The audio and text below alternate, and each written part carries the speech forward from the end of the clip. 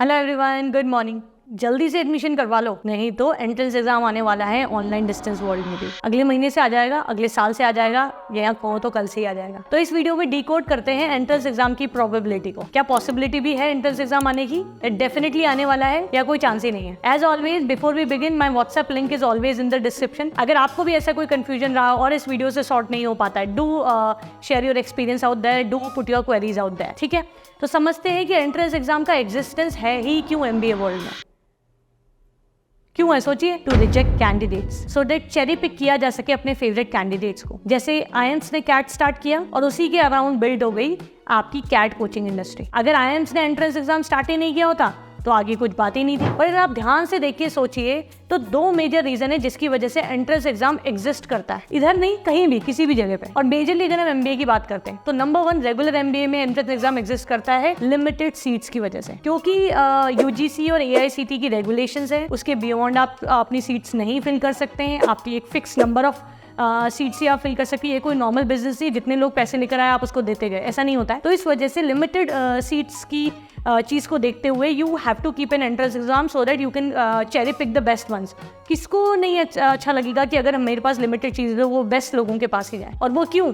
Because of the second point. इससे बड़ा point है लिमिटेड सीट रखने का, वो है प्लेसमेंट थिंग। आपको पता है रेगुलर एमबीए में वही कॉलेज आगे बढ़ेगा जिसकी प्लेसमेंट अच्छी है। जो प्लेसमेंट नहीं देता वो रेगुलर एमबीए आगे बढ़ेगा, चाहे वो कितना भी सस्ता है, चाहे वो कितना भी महंगा हो, राइट? और आप लिमिटेड लोगों की ही अच्छी प्लेसमेंट लगवा सकते हैं। तो दो मेन रीजन जिसकी वजह से एंट्रेंस एग्जाम एग्जिस्ट करता है रेगुलर प्रोग्राम में, एक है लिमिटेड सीट्स और दूसरा है प्लेसमेंट अपॉर्चुनिटीज आपको स्टूडेंट को प्रोवाइड करनी पड़ेगी। आपको क्या लगता है ये दोनों लिमिटेशंस ऑनलाइन डिस्टेंस वर्ल्ड में है? सोचो, क्या वहां पे लिमिटेड सीट्स है?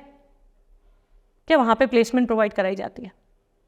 मिल गई तो अच्छा है, नहीं मिली तो चल ही रहा है। ऐसे ही थॉट प्रोसेस है, इसी तरीके के प्रोमिसेस यूनिवर्सिटी की साइड से भी है, राइट?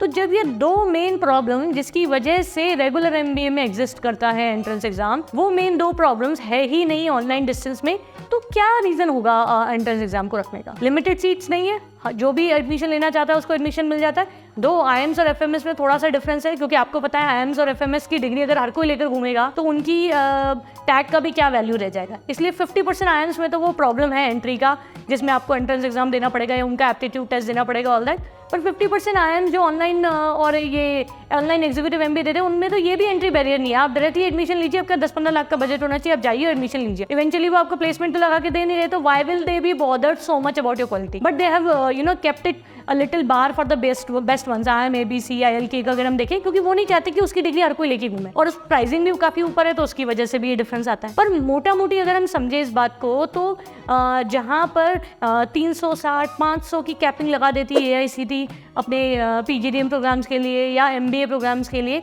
वहाँ पे इस तरह की कैपिंग है ही नहीं। हज़ारों स्टूडेंट्स एक यूनिवर्सिटी एक कैंपेन में लेती है, राइट? और हाँ, एक चीज़ और मेरे माइंड में आती है, प्राइवेट यूनिवर्सिटीज़ एंट्रेंस एग्जाम हमेशा बाद में लेगी, पहले गवर्नमेंट यूनिवर्सिटीज़ एग्जाम लेना शुरू करेंगी।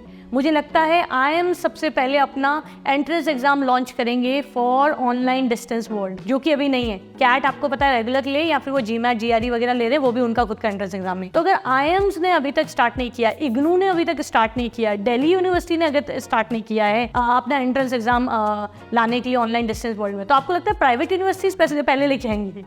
जब लिमिटेड सीट ही नहीं है तो why to reject candidates, right? तो अगर आप ध्यान से देखो, तो जब तक, मेरे हिसाब से, जब तक गवर्नमेंट बॉडीज प्रेस्टिजियस नेम्स अपना एंट्रेंस एग्जाम नहीं लेकर आएंगे, मुझे नहीं लगता कि प्राइवेट यूनिवर्सिटीज का कोई चांस है आगे जाके एंट्रेंस एग्जाम को लाने का। क्योंकि देखो, आती हुई लक्ष्मी को कौन मना करता है? तो मेरा मतलब ये नहीं है कि आप एडमिशन मत लीजिए और एक काम करिए, आराम से रिलैक्स होकर बैठ जाइए। ये मैं नहीं कहना चाहती इस वीडियो के थ्रू। मैं कहना चाहती हूँ, डरिए मत, be well informed, be in your in your calculative mind, see what exactly your analysis say in terms of which university is best, which program is best, what is the budget and all that. उसके हिसाब से आप final decision लीजिए। एकदम हैपहज़र्ड में कुछ भी decision लेने की कोशिश करें आप, बिना सिर्फ इस बात से डर के कि जी एंट्रेंस एग्जाम आने वाला है। सोच के देखिए आप और अपना दिमाग लगाइए, क्या कोई पॉसिबिलिटी आपको दिख रही है नियर फ्यूचर में एक एंट्रेंस एग्जाम आने की ऑनलाइन डिस्टेंस वर्ल्ड में? क्योंकि मुझे तो नहीं दिख रही। Thank you so much, have a good day, bye bye.